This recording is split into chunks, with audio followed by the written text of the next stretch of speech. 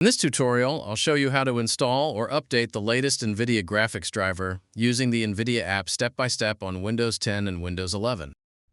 First, open your browser. Search for NVIDIA App Download.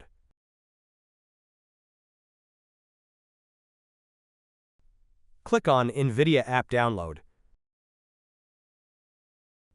Press Download Now. Wait for the installer to be downloaded.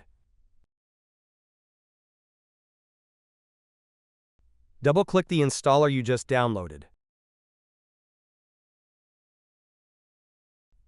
Press Yes.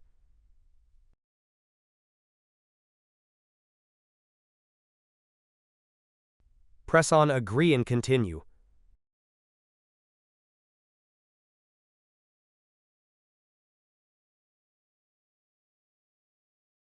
Click on the Drivers tab.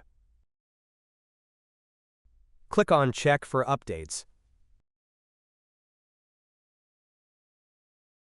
Now press Download. Wait for the latest driver to be installed. Press Install. Press Yes. Select Express Installation. Press Continue. Now wait for the latest NVIDIA to be installed.